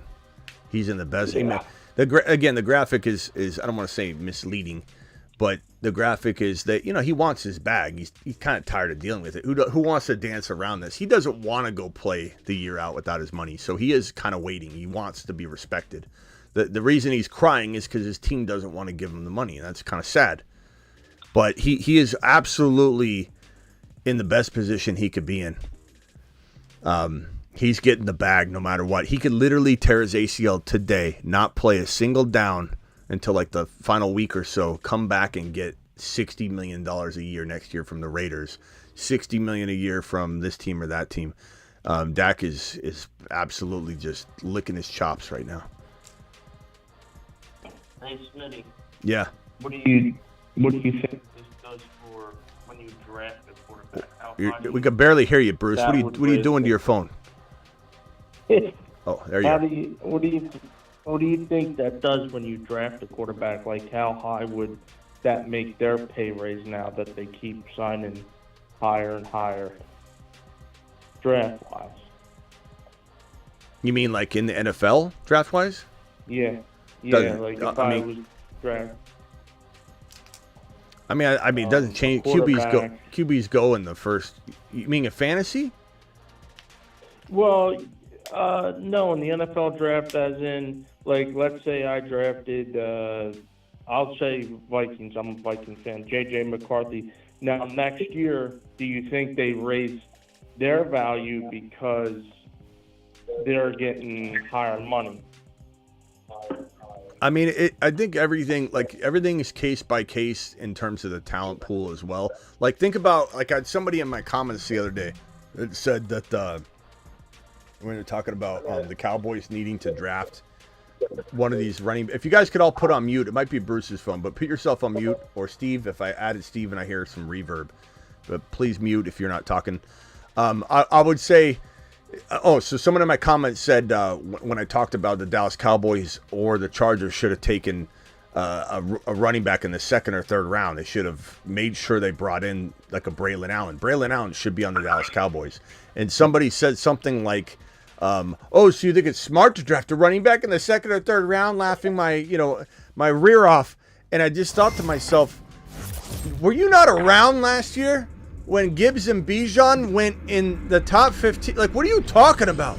Bijan was a top 10 pick. Gibbs was a top 12 pick. And you're sitting here running your mouth about how running backs aren't valuable. It depends. Now, was there any running back worth the first round of this year? No. But every year is different. And as far as, like, does a contract scare a team from drafting someone higher, if that's what you mean? No. I think you quarterbacks are the cream of the crop. They're always going to get paid bank. The market is set by the players getting their second contract anyway. So nothing really has changed by. I think what you do see though, and what you might, if you look into it, Russian collusion with the $20 hauler. I'm about to celebrate that one. Hang tight, Russian. I think what you might look at is when we say that and this is me being honest and unbiased here. When we say why did Shanahan draft Ricky Pearsall in round one, I mean he gets his fifth-year option. So maybe he's okay overpaying and reaching, because now he has the same situation that he has with Ayuk right now, where he's got this 5th-year option to work with, extend the contract out longer, and in some ways it's smarter, right? Draft that wide receiver at the bottom of round 1 versus the top. You're paying a different pay scale, but you're getting that extra 5th-year option. So in a way, Shanahan was kind of smart in doing that. And in another way, it wasn't. It doesn't really matter if you sign a player to the right deal anyway. You can, if you're starting it a year early, but it is something to think about. But there's a lot of, will players fall into round 2, Bruce, because of contract dollars? Like, people always speculate that, but I don't think that will affect quarterbacks whatsoever. Hold on one second. Steve, you're live. Smitty, how you doing, buddy? What's up? All right, man. Bold take here for your community, and tell me your thoughts. Best ROI of all players, okay? And I got, because you were talking about Aaron Rodgers, and I've done a lot of research on this, Tyler Conklin. 14th, 15th round pick, 5th round production by the year's end. 5th round production. You should drop a $50 bold prediction on that. Put it on the board. That's bold, bro. That's close to a top. No one is talking other than nobody talking about Tyler Conklin. And with Aaron Rodgers throwing him that football, it's something to be thought about. Okay. Well, we'll think about it. Yeah. Thank you, Steve. Steve, hang right there. You don't have to go anywhere. Mute yourself and think of it. Oh, he's out of here. He's dropping. Mic drop. Conklin, top 5. Out of here. Collusion with the $20 holler. Smitty, what's up? It's been a while. Collusion to the mother freaking moon. What's up, my guy? Alert. Super chat alert.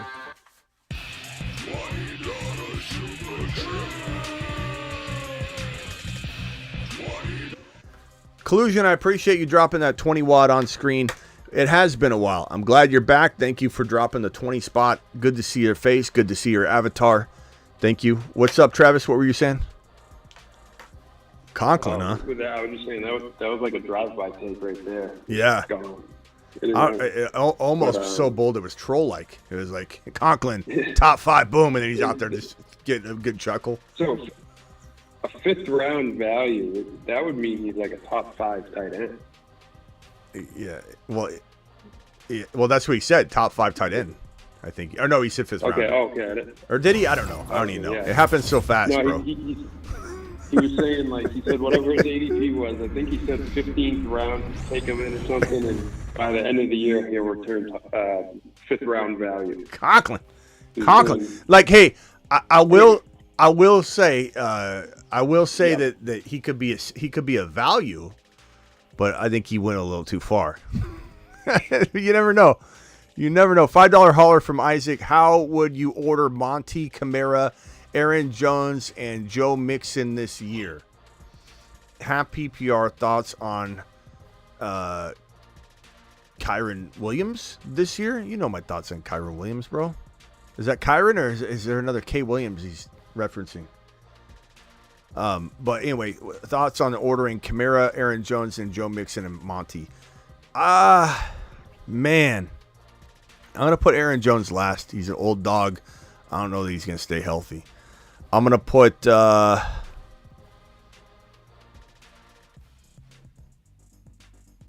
jeez. That's a good one.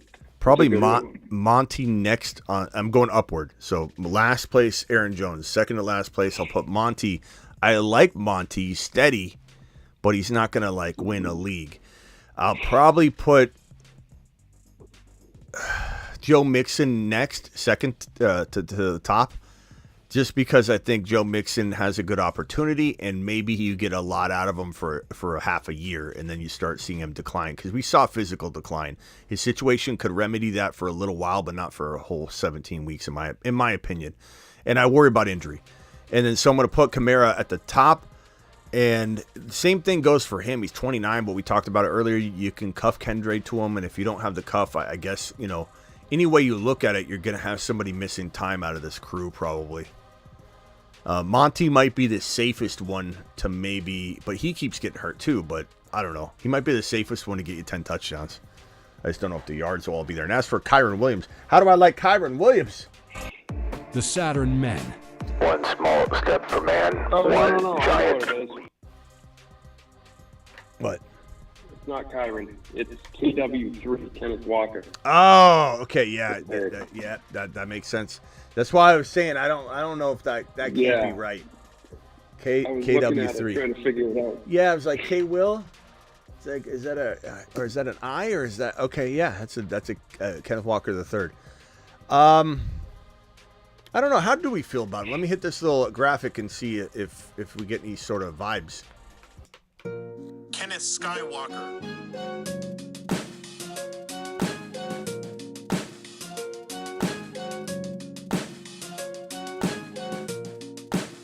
Kenneth Lightsaber swinging Skywalker. I don't know. Again, kind of excited. I've been doing that for a while. I wish we could push that button more. I think we will this year. Yeah, I love him, bro. This is probably one of my favorite players that never was as of this moment. I mean, he's played well. Remember he started the year as a top 5 running back for like the first month of football. He was scoring massive touchdowns, but they didn't use him right. And I came on the show about week 4 or 5, I believe, somewhere around there. Don't quote me on the exact week. And I said, guys, you're not going to like this, but time to trade Kenneth Walker. If you can, don't sell him for nothing. I took a lot of shit for that because people were like, "Wait a minute, you told me to draft him all off season." But that's my show. That's my adjust and adapt mentality. I don't just dig my heels in on my preseason predictions. I learn. I'm like a machine learning mofo. I am a machine, and I learn. I'm machine learning. And when I started to see the usage, he was surviving on touchdowns, and the volume was low. So I said, calculated decision, let's sell high on his touchdown production. I know no one wants to hear it, and people lost their shit. And those that didn't sell, you kind of got screwed. So, but does that mean that I think he can't come out and be a force this year under a new coaching staff, under Ryan Grubb as OC? I don't know. I'm getting kind of excited about Ryan Grubb's offense and what he did. I just don't know where Kenneth Walker's role is going to be in that. I know they're going to throw a lot. They're going to have a lot of 3 wide receiver sets, but he might see a lot of room. He might get more carries in even that environment than in Pete Carroll's 2 wide receiver set system. So it's hard to really say, oh, they're going to throw more. That means Kenneth Walker is going to do worse. Not necessarily, because he didn't feed Kenneth Walker nearly enough. If he gets 14, 15 carries a game, this is one of the most elusive running backs in the National Football League. Like, he can change directions, and he's the closest thing in the NFL right now.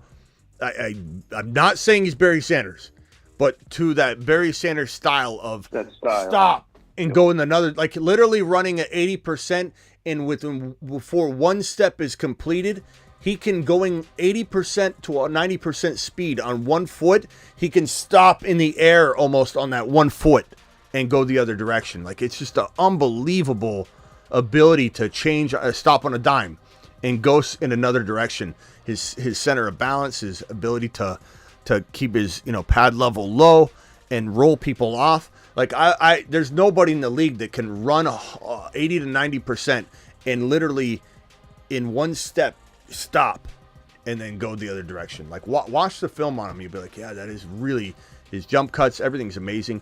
I hope that he explodes this year. And the great news is his ADP is so reasonable.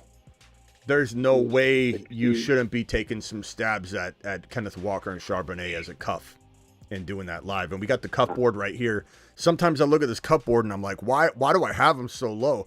Charbs and Walker together. I think it's because at the end of the day, those other cuffs together are better. Like, Harrison Warren feels safer. Obviously, Bijan and Algiers a better cuff. Lloyd and Jacobs, the cuff is important, but maybe Walker and Charbs is more important than the cuff. Who knows? It's tough to say.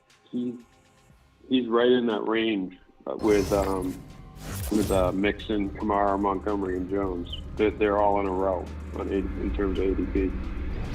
Yeah, Isaac, appreciate you dropping that. Rush Inclusion, thank you for your super chat. Wait for. I was gonna. What did Coble say? Coble said, wait for the Spears cuts this year. He's insane. Yeah, Spears is great. He has one ACL missing though. Hopefully he's not cutting so hard on that knee, because that knee's a little looser than the other knee. What else we got? Who do we got in the line? Bruce still? What's up, Bruce? Yeah. What's up, pal?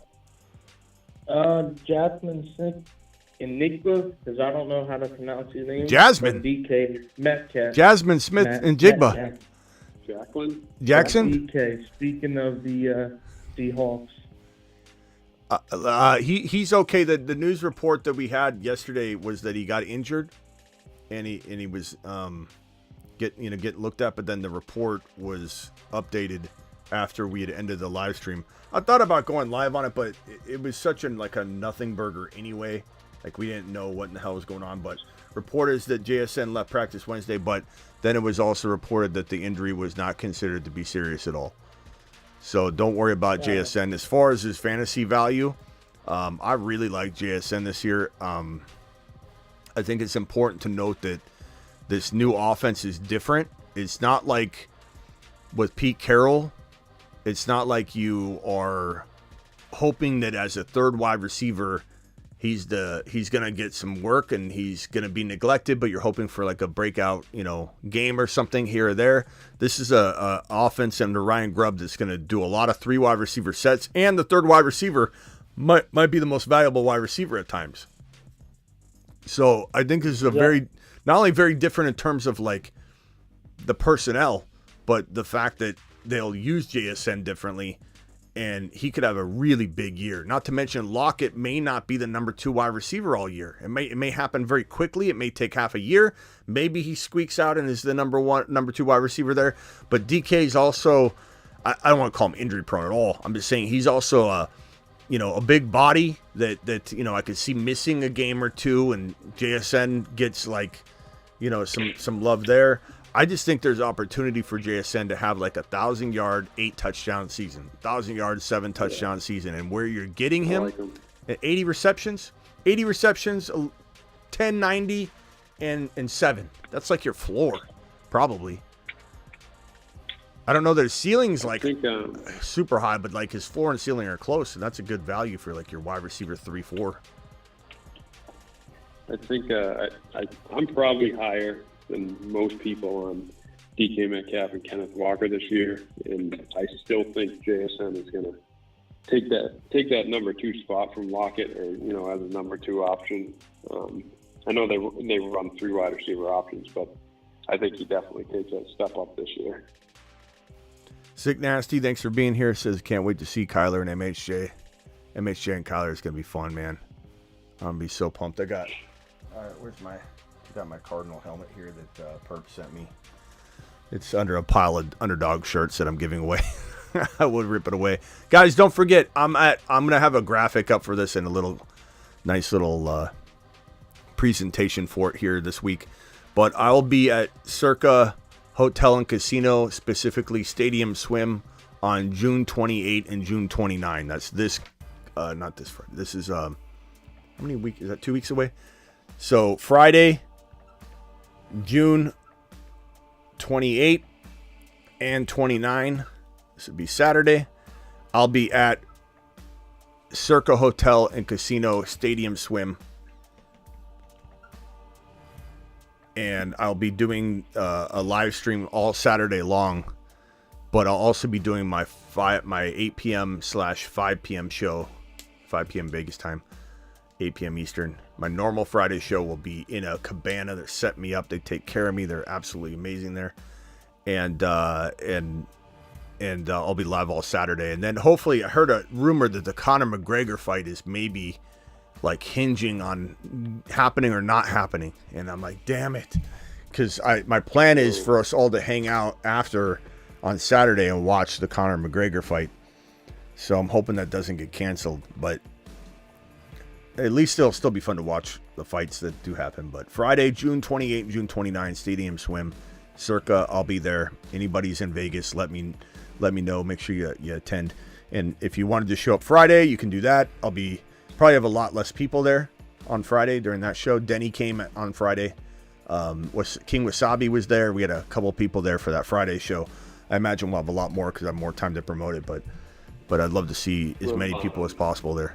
I got underdog shirts to give away. I got 80 to 100 underdog shirts. Oh, damn, that's awesome. Go ahead. What? Will you be streaming like parts of that draft? You're doing that draft again? All day. I'll be live all day on it. Yeah. Yeah, that's cool. The place is pretty big, huh? Yeah. You know, obviously, I've never been, but yeah, Stadium Swim is insane. I looked it up. The views are awesome, looking down on the pool and stuff. Yeah. Bruce, you got anything else? I'm probably gonna head out. I'll be back tonight to draft. You got anything else, Bruce? How about Javonte Williams? Do we even like him at all this year? Like we were hot. We like him, but no, not right now. Not right now. Last person I have is James Cook. James Cook. I think I'm too hard on him. It's not that I don't think he's got value in certain spots. I just think people. I think people are potentially just overdrafting him and expecting like top 5, top 6 to 10 running back numbers. I think he's probably a pretty, I would say a pretty safe running back, late running back or early running back 3. And I just don't know you're going to get him in that territory very often. So that's why I'm kind of avoiding him for the most part, but doesn't mean he can't deliver. I know a lot of people are expecting the fact that they don't have. By the way, anybody wants to join my Patreon, join my Patreon here. Here's the link. I'm gonna pin the link in the live chat. Basically, for $10 a month, you guys you get access to these 10 live chats where we're in these chat rooms all day, having conversations, chopping it up. I'm going to pin it in the link in the chat in 1 second, but you also get exclusive content that's locked down. But we have 10 live chats, and the first 200 people, this should be good through at least midnight tonight. First 200 people get a spot in a 242-man live draft event. You'll be in one of 11 leagues of 22 people drafting a best ball league on Sleeper. It won't be on Underdog, so you don't need to be on Underdog. It'll be on Sleeper. It'll be a best ball, 4 starters, 1 quarterback, 1 running back, 1 wide receiver, 1 tight end. 22 people in each league, so it's going to be strategy, like how many quarterbacks are going to get taken. You have to take one in round 1. It's almost going to be treated like a super flex in a way. And then the winners of each of the 11 leagues go into a dynasty league with me, 12 people in a normal dynasty league that we draft live on the channel in 2025. So make sure you click that. We were talking Javonte, and then what else? I'm sorry, Bruce. James Cook. Oh, Cook. James Cook. I would say, if I could. Yeah, go ahead. I was just going to say that I think the big thing with Cook, like I'm looking here in a half PPR league, I was finished at RB11.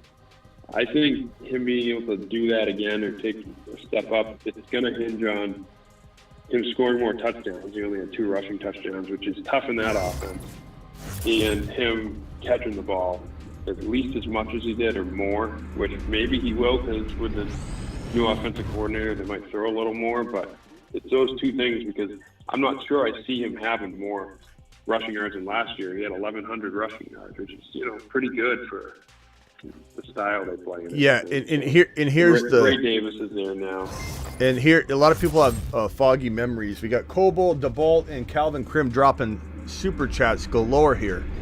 Let me get to these in 1 second, guys. I'm going to throw them on screen so I got them all in one place. Anybody else has a super chat, drop it, and I'll put it on screen. Appreciate every single one of you. James Cook, people have a weird foggy memory about how consistent he was because we pull this up a lot. He was running back 28, running back 12, running back 18, running back 13, 35, 33. It was these spike weeks. We running back 8, running back 10, 12 was good, 13 was decent, 12 was decent. But it was 3, 2, 10, and 8 that really vaulted him up. Now, everybody's got some of these, bad weeks. I'm not saying that everybody's immune to this inconsistency, but he was up and down. And he was not good at all, really, until later in the year. Question is, like Travis said, does he get hurt? Do they run him more? Are they going to change how they do things? Did they brought in Davis and Frank Gore Jr. We'll see if he ends up even, cracking the team really. There's opportunities there for Cook to have a good year, especially with the departure of Diggs. But I mean, Coleman may fill that void pretty well. I don't know. We'll have to see. I'm definitely more open-minded if his ADP is reasonable, but it comes down to, like many things, it comes down to who else is there when on the clock. So it's not that I hate Cook. It's not that I'm calling him a bust by any means, and there is a world where I draft him. But when I pull up the Underdog Fantasy ADP, which you can get on Underdog by using this link right here, sign up using code Smitty, and you also get 50% match on your first deposit. And we draft tonight. So if you guys want to draft with me tonight, make sure you hit this link that I just dropped in the live chat right now. Hit the link. I'll drop it a couple more times before the show's over so you guys can sign up and be logged in and ready using code Smitty. The link inserts code Smitty for you. The link's in the description of the video if you're watching the replay. But on Underdog Fantasy, on the Underdog ADP, which is the most accurate ADP you can find, because even if your league's on ESPN, that's a ghost town. That ADP data is not even accurate. You'd rather just, even if it's a little different on best ball, why not get the most accurate ADP by people paying hard-earned money, and they're never going to leave their draft early because they paid money to draft. They're going to draft to the conclusion. So the ADP data is crispy all the way through. And if we look at James Cook, he's going as at 57 overall. That's running back 13. That's about where he finished, not getting overvalued. But I would say at running back, at 57 overall, really, Rashad White right below him, Kenneth Walker right below him, Najee Harris is miles below him, Jonathan Brooks is miles below him, Zamir White is a country mile below him, Zach Moss is like 2 country miles below him ADP wise. So what ends up happening every time I'm on the clock is I just avoid him, and I say to myself, rather than take James Cook at 57 overall, why don't I just go over to the wide receiver column and say, you know what, I'll plan on taking Najee or Brooks and Benson, Zamir White and Benson. Maybe I'll fill my running back spot that Cook would fill with Benson and Zamir, with Najee and Benson. That it just feels better to me. So I'm gonna cruise on over to the wide receiver room where I'm seeing this value of 57 overall. And I go to those wide receivers and I see a guy like Jaden Reed, maybe Hollywood Brown, George Pickens at times. And then even better, go over to the tight end category. You see Kincaid going around 51 to 55. And quarterbacks, you could get a freaking AR5 or a Stroud at 58 overall. So give me AR5 or Stroud at Cook's ADP every single time if I need a quarterback, and then I'll go get my running back 2 or 3 later. That's what it really comes down to. It doesn't mean I hate him. Yeah, the last thing I'll say quick on him is in terms of like the receiving too, like seems to be very good at receiving. He got 44 balls last year, and that could go up. But he averaged over 10 yards a reception. And that's rare for a running back to be catching more than that. And on top of it, Curtis Samuel's there too, and he eats up a lot of those short passes and dump offs. So it's all going to be a matter of how they run the offense. Like you said, Coleman's going to eat up some of those too. And if history is accurate, and this is the same offense, it's the same quarterback, it's the same thinking of using RBs. What happened to Zach Moss when he left? He was good. He was really good. What happened to Singletary when he left? He was really good. In Houston, he looked fantastic. So you just got to say to yourself, is the history behind this telling us that Cook is going to be mismanaged and not utilized? Probably. So we'll have to see. All right, boys. Real quickly, go ahead, Travis, and then Bruce. Last thing. No, I'm good. All right, I'll see you boys tonight. Thanks, Bruce. Bye. Bruce, yeah, we'll call him tonight, Bruce. All right, later. Calvin Krim says, Smitty, love Walker this year, but big. Let's see here. What is this? Let me get this James Cook thing out of here.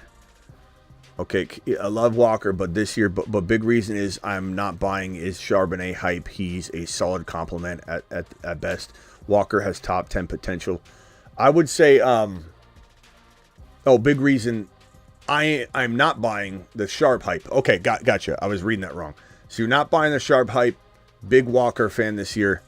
I like Walker. I think totally you could cuff them together too, bro. They're a fantastic cuff. Very easy to cuff. Charbonnet doesn't cost a lot either, even if people are hyping them. Any more best balls to join? I can drop one right now. Here's a private draft. So I dropped the link earlier to draft with us tonight. I'll drop the link right now to this private best ball draft on Underdog Fantasy, and you guys can join with me. And this won't be a big tournament. This will be a private league that we all slow draft, that we all take the distance. Here it is. Together, weeks 1 through 17. Let me copy this, share it, drop it. Here you go. Appreciate you. Join the league now. That is a $3 12-person draft. Me and 11 of you, weeks 1 through 17. The winner gets $20. We'll do a ton of these, and they add up. Thank you, Coble. Appreciate you. Jump into that one right now. $5 hauler from Ray G. The Chase, Achan, and Kyron trio is a great way to start a draft. Absolutely. I do it all the time, Ray G. 100%. I'll go RB in a best ball underdog draft. People can say what they want. I don't care. If you're not following Smitty on IG, you're missing out on elite content. Hit the Breece, please. Thank you. Breece Hall is 8 foot tall. He will always answer the mother freaking call. Don't let him fall. In the third, don't stall. Just give Batman the freaking football. He's Breece. He's Breece. He does a hell of a job. A hell of a job. A hell of a job. Breece Hall, please report to the moon. He does a hell of a And new rule, anytime someone drops a $20 hauler and they want a private link draft, we can set that up probably. Most times anyway. Appreciate you. 8 foot tall. Thank you, DeBalt. Thank you for the super chat. Thank you all the gifted memberships we got from you guys. Thank you for the celebratory messages. And the gifted memberships we had gifted from Coble, right? Coble dropped those earlier. We got one more super chat coming in from Rockout. He says, how was your sandwich and the mac and cheese? It was great. It's on my Instagram stories. And for what was just said about the Instagram, yeah, follow me on IG. Follow me on IG. It's a fantastic way to consume content in a different way. And my stories, if you click on my face, you'll see what I'm doing throughout the day. It's kind of like a story. That's what stories really are about. Appreciate all of you. I'll see you tonight. We'll be on Underdog Fantasy, promo code Smitty. Here's the link one more time for anybody that wants to play Underdog tonight and draft with us. Hit this link right now. Don't wait or you won't get in. I'll see you all tonight. Appreciate every single one of you. I leave you with the JD5 fives. There are 2 5s? JD5 AR5? There can't be. Oh no. They're gonna cross streams.